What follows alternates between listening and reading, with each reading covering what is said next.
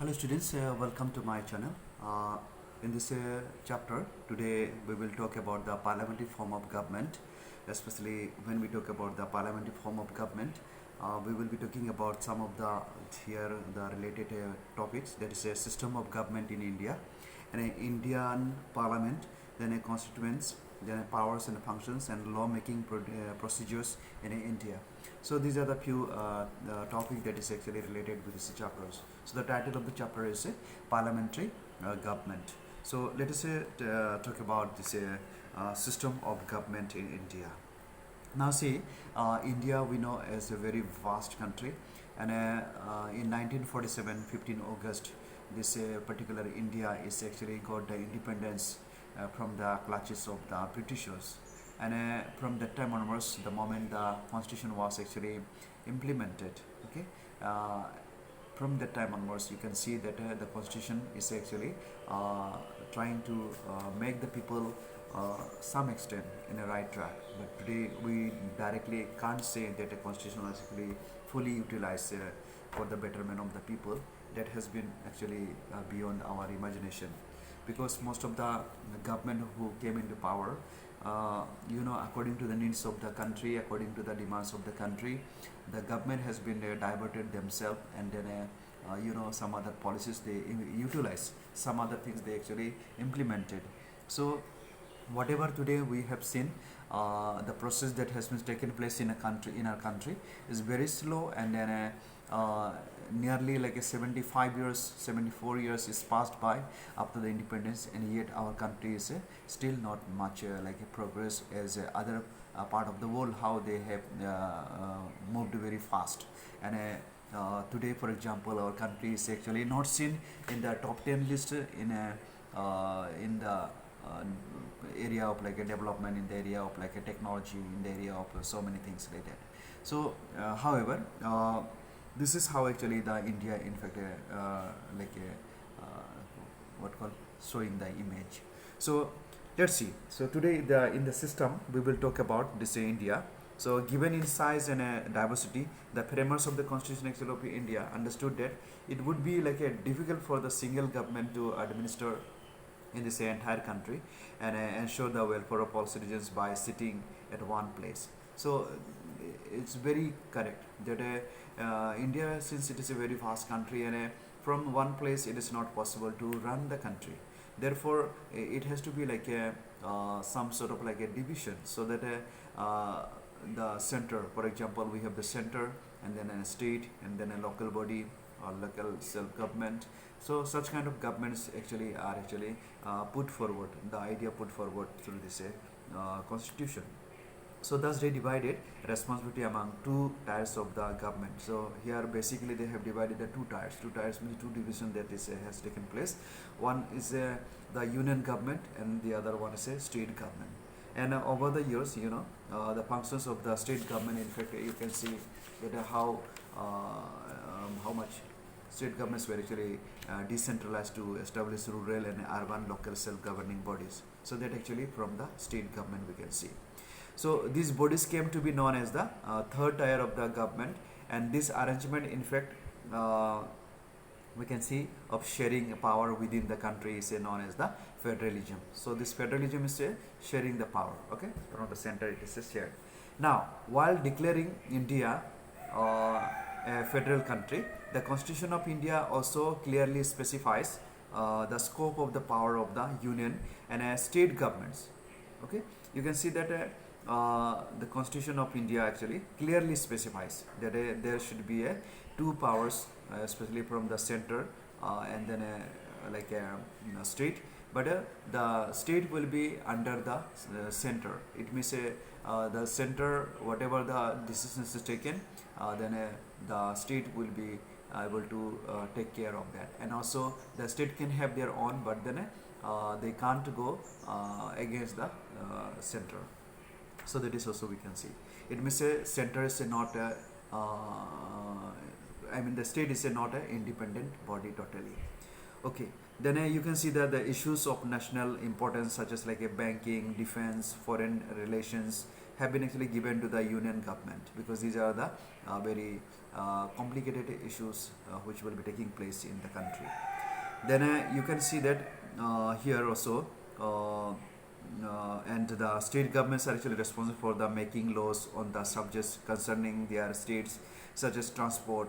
The list of subjects on which the union government can make laws is known as the union list.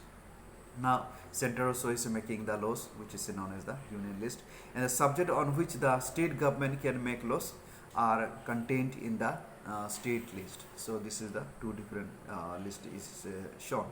Apart from the union and the state list, there is also a concurrent list. Concurrent list. It means the concurrent list contains those subjects on which both the union and state governments are actually authorized to make laws. Okay. So, however, in case of clash between the two, the central law prevails. And apart from being a federal country, India also has a parliamentary form of government. The parliamentary government means that each tier of government in this government in the country actually consists of representatives elected by the people. Okay, and these representatives are actually accountable for the people, especially. And then we have already studied the composition and powers and all in our previous chapters. So today in this chapter we will talk about the especially the powers and functions of the union government. So let us know what is actually the union government. Now, union government performs three fundamental functions. One is legislate laws, second is execute laws, and then provide justice in accordance with the law. So now these functions are actually performed by three organs of the government, that is the legislature, executive, and the judiciary respectively. Okay, so these three format we are finding in the center or in the country. So now let us know about the union legislature, how this union legislature actually work. Now we have to understand the highest lawmaking body at the central level is known as the Indian Parliament, and it consists of like a president, the Lok Sabha, that is the lower house, then a Rajya Sabha, upper house. So these are the few systems we have got, and the members of the parliament actually meet at least twice a year. So it be say this session is taking place in a year twice. Okay. So next we have got next we have about the president. How this president actually as a what called like a head of the center, how he actually he is playing the role. So the president is the constitutional head of the country, and he or she is indirectly elected. He is not directly elected, but indirectly elected by an electoral college that actually consists of the members of the Indian Parliament and members of the legislative assemblies. Okay. Next we have the eligibility about the president, about his criteria, how actually he is appointed, and his term we will discuss. So let us know, in order to become the president of India, a person must fulfill the following conditions. So number one is he or she must be a citizen of India. So that is very clear. Then a second point we have to remember that a president must be at least 35 years of age. Okay, 35 years, that is the normal age is given. But today, for example, we have seen most of the presidents are very much aged one, more than like 50 sometimes we have seen. Okay, so here he or she must be qualified to become a member of the Lok Sabha. Okay, I remember when we talk about the president of India, especially very aged people are kept in this country, especially to see this overall departments. So, but when we see the country like a Europe country or some other part of the world, we have seen that very young presidents are actually taking the initiative for their presidency, and then they are becoming. So compared to our India, most of the time even our prime ministers are also very old age, very old. They are like a gray beard, gray hair, everywhere you can see them. But in a Europe country, in abroad especially, we have seen that presidents and ministers are very young, and that's a good looking actually, because young people always look for the something new. not old mentality. Today, for example, we have the very old ministers, which perhaps not much seen as they are updated people. So that's why most of the time you can see that there are very old laws sometimes they are implementing, and also some laws they are implementing which perhaps others may not be liking, others may have been the problem.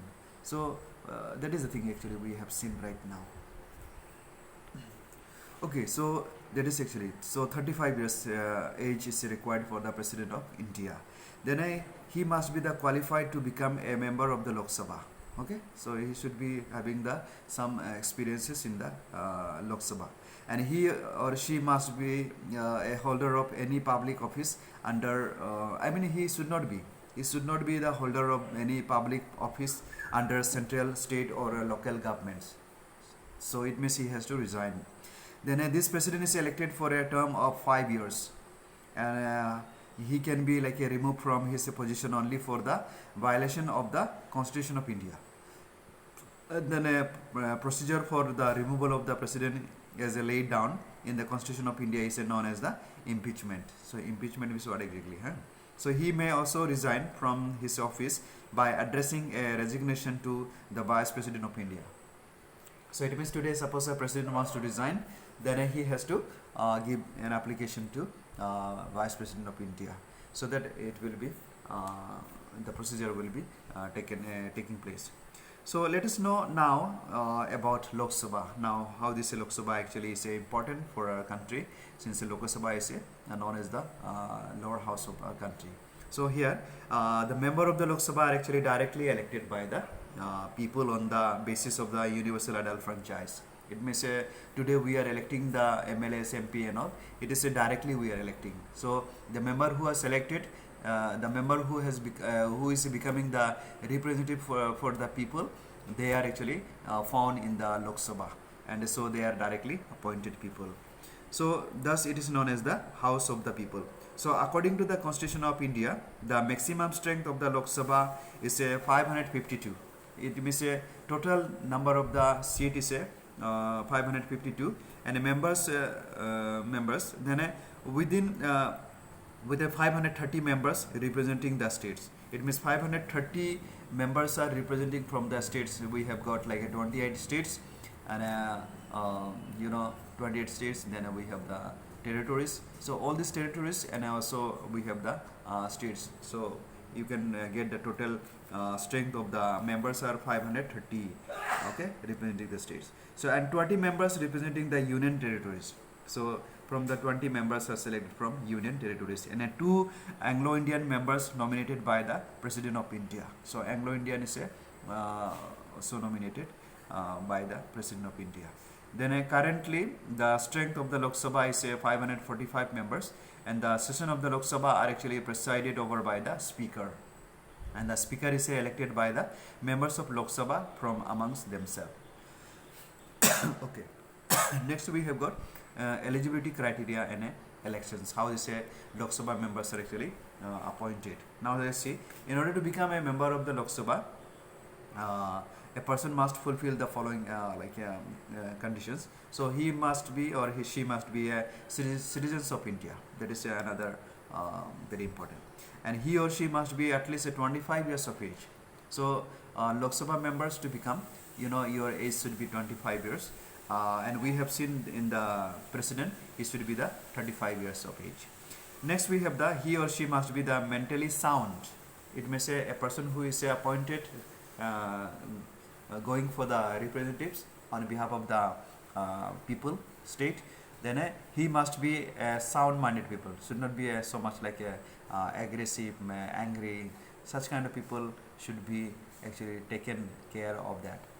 And then today you can see that most of our MLA, MPs, ministers are actually very aggressive. I don't know why this criteria is not followed. Directly is appointing, directly they are actually, I think I feel that most of the MLA and MPs and all, when they are appointed, they should be given the medical treatment. How much they have got that patience in their mind, and how much they can do things better. But you can see that they are very aggressive, and very violent words they are speaking sometimes. It means they are actually provoking the people. So there should be some kind of like a medical treatment, and when you find a result which is like a aggressive, and then should not be given chance such kind of people. So he must be the mentally sound, and then he or she must not be bankrupt or a holder of any public office. It may say he should, if he is having the like a job or anywhere in the government, then he should be resigned, and then he should join here.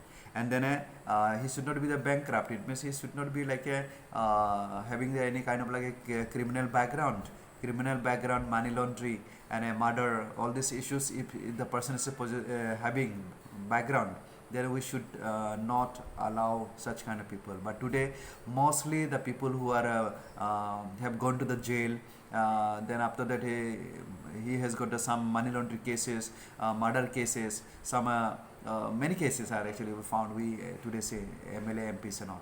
I don't know why this constitution is not followed. Why this criteria is not followed. If this is the case, actually, then that's why the country is moving towards the corruption, moving towards the crime more, because these people are from that same background. So they will not consider, for them the crime is actually good. They will consider the crime what is happening in the country. No, for them it will not touch their heart. But a person who is a genuine, very good heart, then if any crime occurs, they will take action immediately. Today action is not taken because the person who is in the position, in the power, he himself or she herself is actually criminals. So therefore this criteria is not followed. That's why today country is towards the worst side. And then you can see that in India the elections are actually conducted by the election commission for the purpose of elections, and our entire country is divided into smaller units known as the constituencies, and the candidates who secure the maximum number of votes in their respective constituencies are actually elected to the Lok Sabha members. Okay, so this is we have to take care. Let's see a little bit terms about the Lok Sabha members, how long they are working in the Lok Sabha. The term of the Lok Sabha is of 5 years. However, it may be like extended for a period of 1 year. While a proclamation of emergency is in a operation, also it may be dissolved before the completion of the term by the President of India, if the ruling party loses majority in the Indian Parliament. So these are the terms are actually mentioned. So now whatever the things that I am presenting you, or I am speaking or explaining you about this criteria and terms and all. So I just would like to ask you to read through once again, okay, the page number from 254 to 255. This is a 2-page number. You read through and then get more acquired knowledge, more like information about this union governments and president, and then also the Lok Sabha. You read through and acquire more knowledge. Okay, so see you.